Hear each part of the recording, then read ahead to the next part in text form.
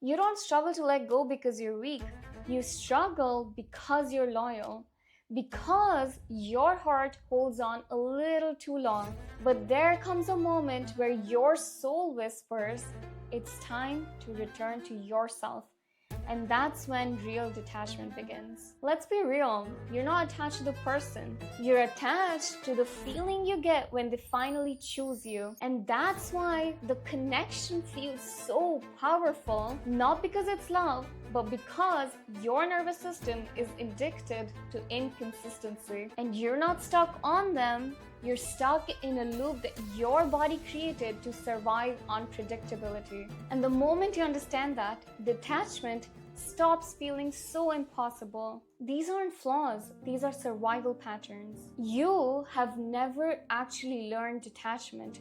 You've only learned self-protection. But detachment isn't pretending. And by the end of this video, you will understand the feminine version of detachment, the soft version, the magnetic version, the version where you don't have to be cold, distant, or bitter, but you just stop abandoning yourself. Think about this. When you are attached to something and you want it so desperately, you end up putting it on an emotional pedestal. Emotionally, your whole body feels that once you have this thing, your whole world will start to feel right. What that does is it inherently tells you that you don't deserve what's above you. So let's be real, you're not chasing that pedestal, you're chasing the feeling of finally being chosen. When you finally have it, you'll be able to validate yourself. It's not about your love for it, it's not about your passion, it's not about them. You need to stick with me over here because this will blow your mind and it will shift your perspective on how you see attachment versus detachment. Basically, women's nervous systems are wired for connection. Men's nervous systems are wired for purpose. We seek connection. We put connection over everything else. So any person, anything, you're trying to create a deep bond and a deep relationship with it. What you want is that you feel passionate about it and it feels passionately about you. Whereas men's nervous system is about purpose and aligned action. But with women, they struggle with this because naturally what we're trying to do is create these strong bonds, being not only our biggest gift but also our biggest challenge. Because when you're seeking deep connection, you start to sacrifice yourself, and that's when it becomes a problem. So the attachment comes from people pleasing, wanting to say the right thing just so you can receive their love back, and wanting to fit into their frames instead of deciding what your frame should be. So think about this. The object that you've put on the pedestal, what are you seeking from it? What kind of connection are you seeking from it?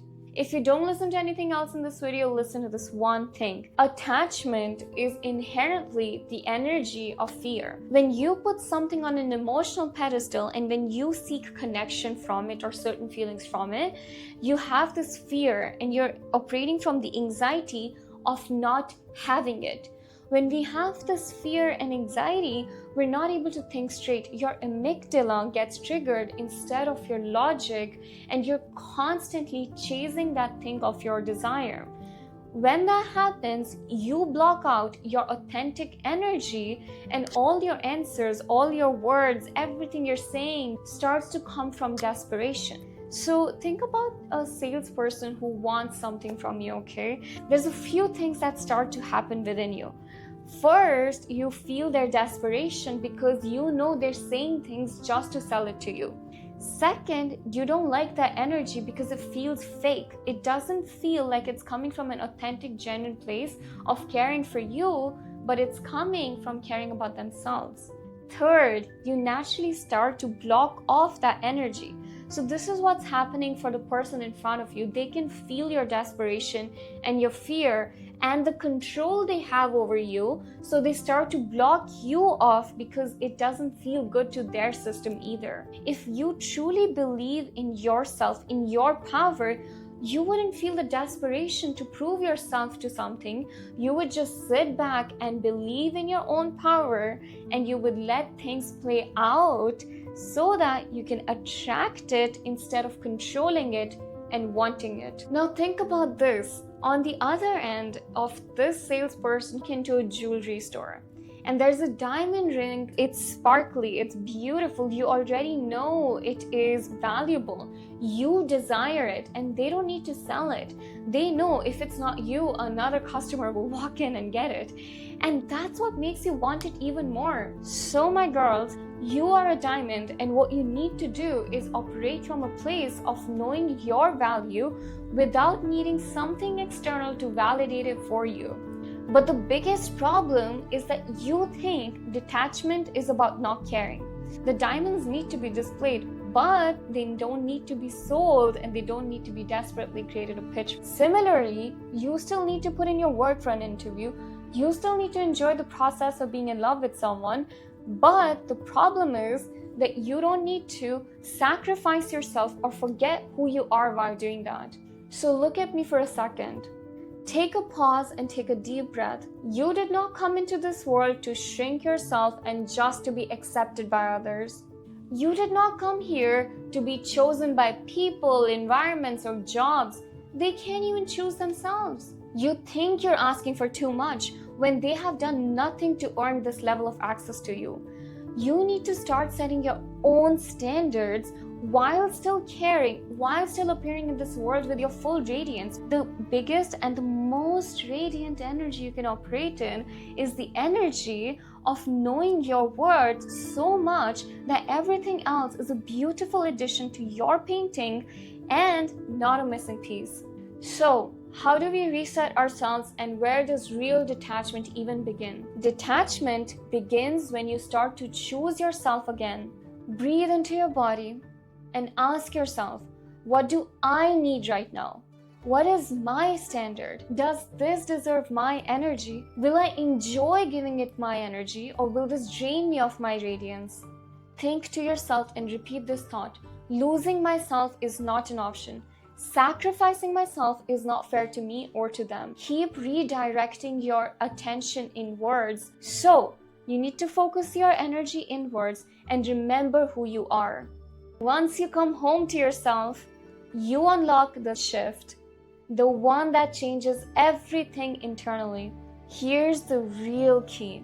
Feel the feeling, don't chase the source of it.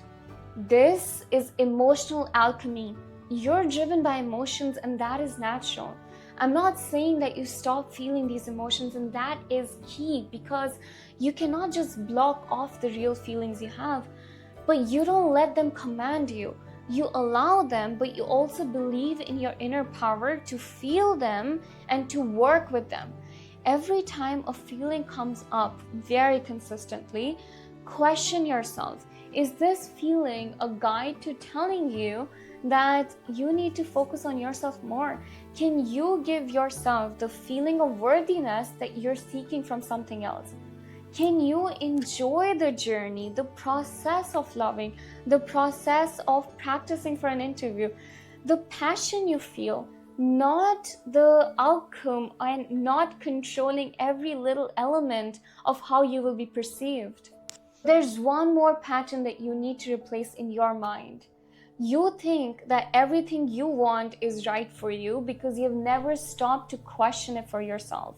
But what you need to do is take a step back and believe and surrender. Believe in the universe a little bit.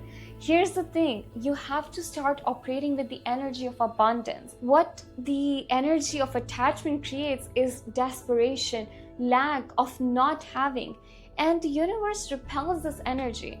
Think of the universe like a pendulum. Whenever you send too much energy one way, the universe is forced to send energy the other way. And this pendulum only pushes back all your desires. But you need to go towards your more feminine and natural energy of abundance, of gratitude, of believing and surrendering to the universe that everything that's meant for you will make its way to you. When you replace fear with faith, things start to fall in place naturally. But what if you just operated from the love, the actual deep love that you have for yourself and for the universe, and you operate from that place instead? And once you reach this place, you don't chase anything, you let things flow to you. You become an unbothered queen who just knows that life will work out for them effortlessly. I'm not saying that you stop putting in the work. You can put in the work while loving yourself. You need to just take a step back and keep questioning whether this is making you forget who you are or it reminds you of who you want to be. If this felt like a mirror, you're not alone. A lot of women are waking up from the same patterns, the same loops, the same emotional habits.